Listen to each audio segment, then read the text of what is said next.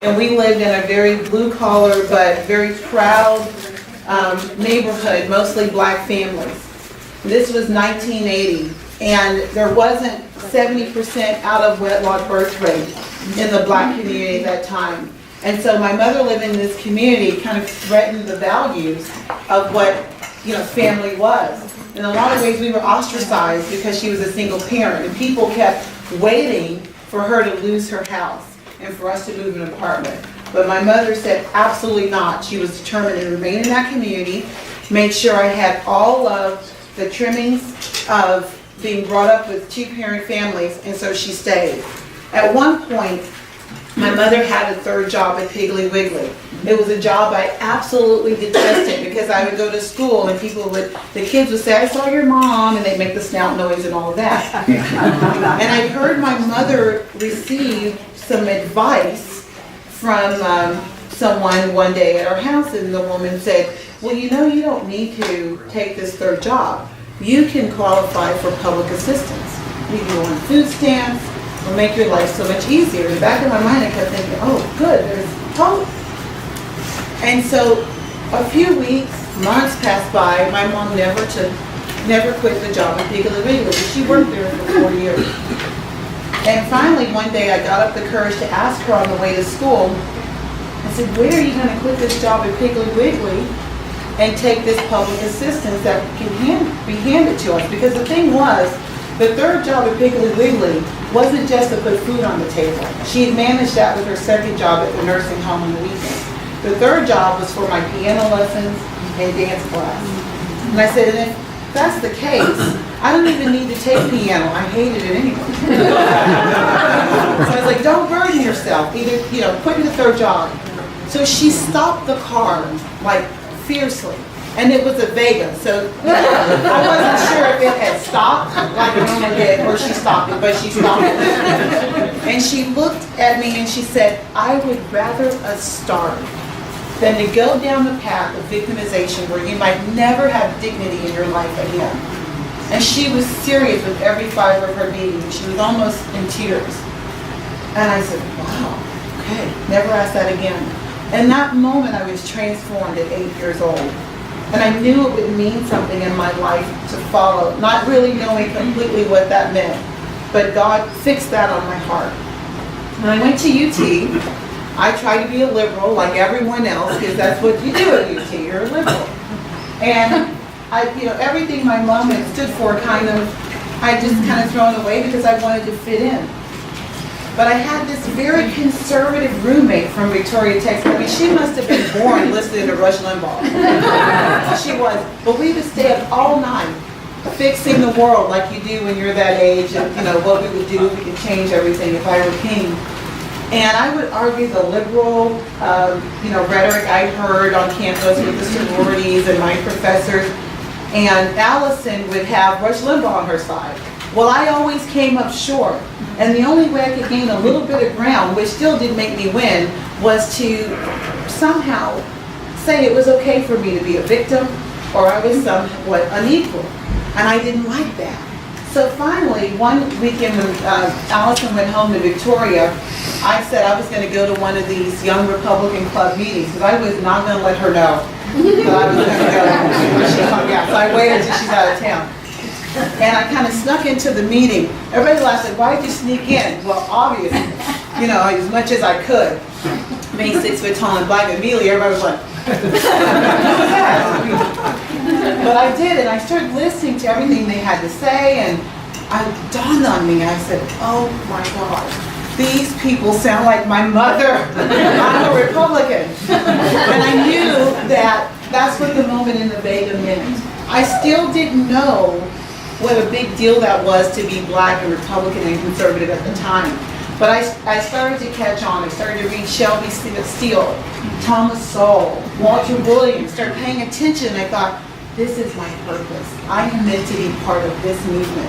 And especially as a black woman, I wanted to really reach out to women on purpose and involve them.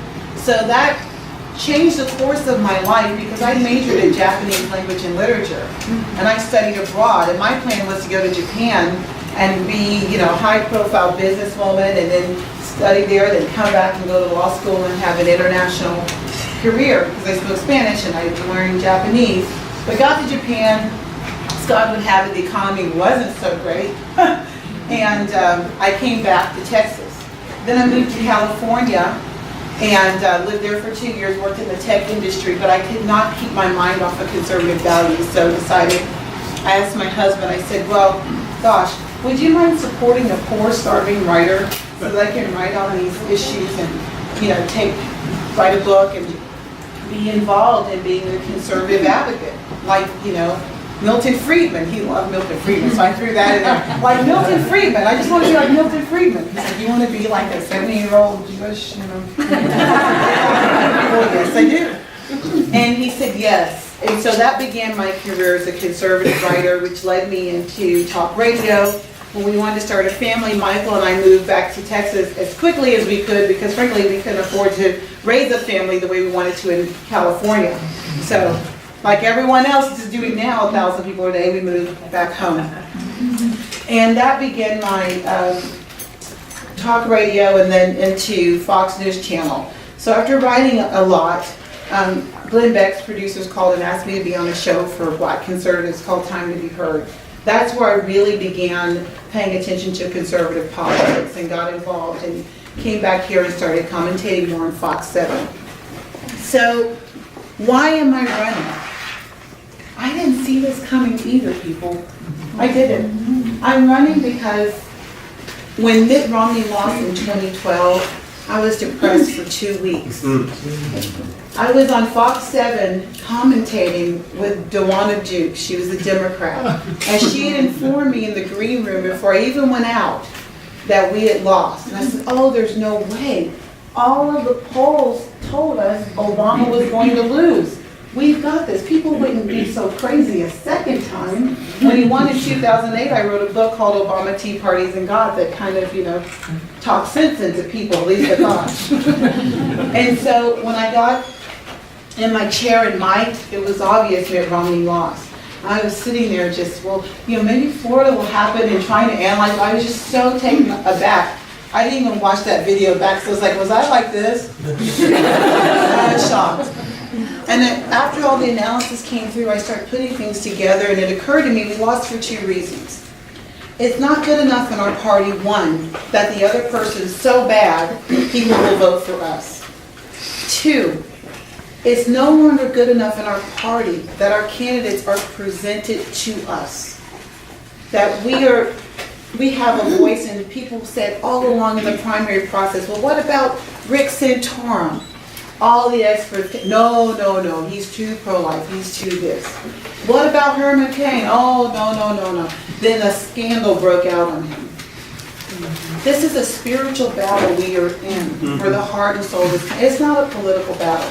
So all the experts got on the shows that we watch and told us it has to be Mitt Romney.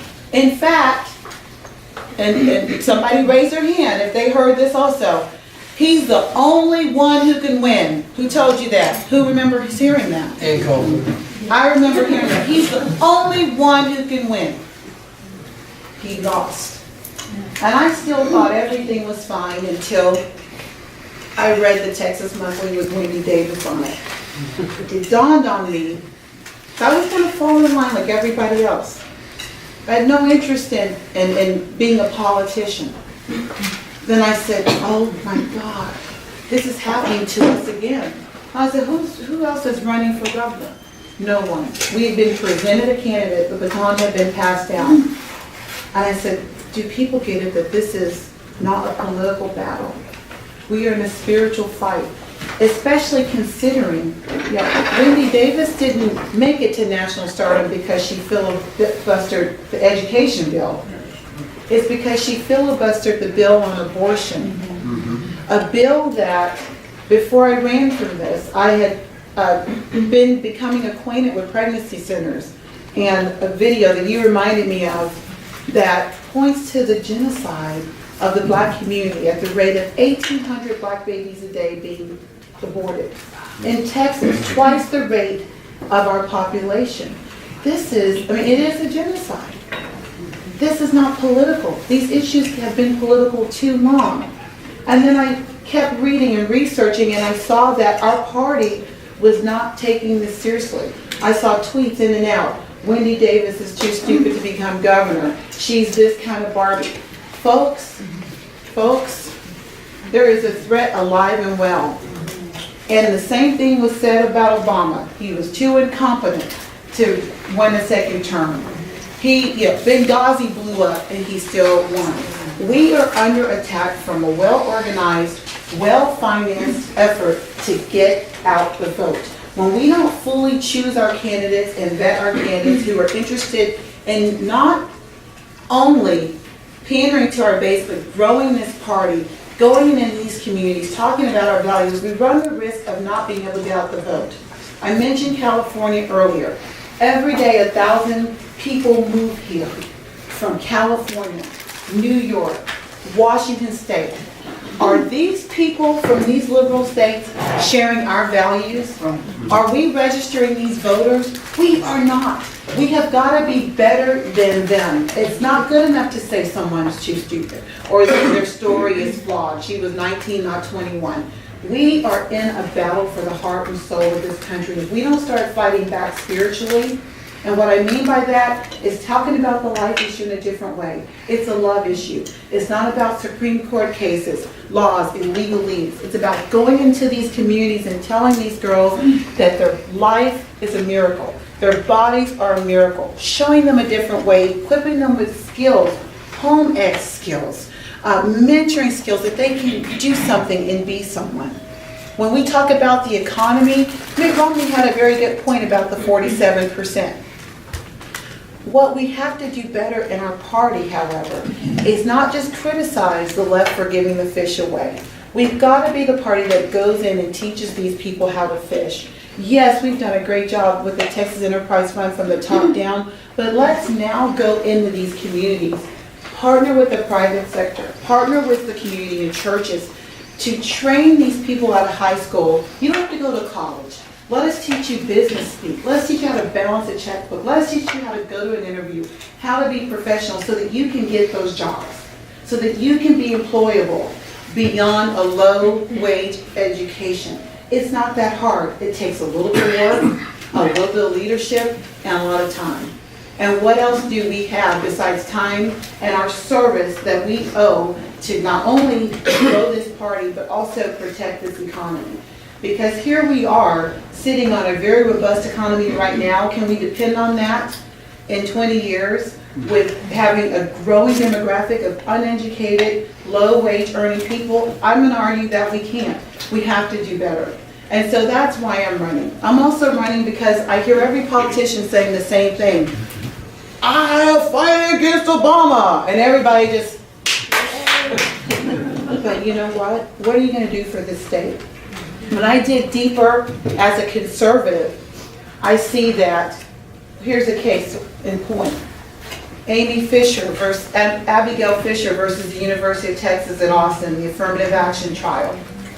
I was on her PR team, standing with her to fight against the racist policies of affirmative action. I did a video documentary for her, let them use my story, let them use the papers I'd written. I start looking further and I see that our state argued with the university. How's it you're going to fight Obama in Washington, but in your state you can't protect a basic conservative value such as not admitting people on the basis of race? Why is that? Now I notice our state stopped defending in June 2013 when they decided they were going to run for governor. That's not good enough for me. Then I look at the spending, budgetary things. And I talk to, this is not me just being, smarter than everybody else. I talk to Texas Public Policy Foundation and find that they have a very hard time in the House and Senate passing ballot box measures that educates people against all the bond debt that these local communities are in. How is that when we have a Republican-controlled House and Senate that we can't do something as simple as that? What is going on here? Why is it that the budget is increased 20%? Higher than the rate of population when we have conservative leadership, but things like education and transportation aren't fixed. So I ask you to pay attention to your candidates. not just what they say. Don't let somebody tell you that they're against Obama until you see what they are doing right here in their state. I am, one of the things I was at this weekend was a Lincoln dinner with Ted Cruz. And it occurred to me when his father spoke, he said, Ted didn't run for that Senate seat to be part of the club. He ran to break the club down, take the china out, and remove the curtains. And I would argue, that is the same reason I'm running. Because honestly, I could have run for a House seat at some point in my career if I wanted to. I could have gotten support for that. But I don't want a House seat because I'm not interested in going in and being part of the club, rising up the ladder so that I can be governor. I'm interested in serving. I stepped into this position because it was the right time and the right office at this point for me to be called to serve, and that's why I'm running right now as governor. Thank you.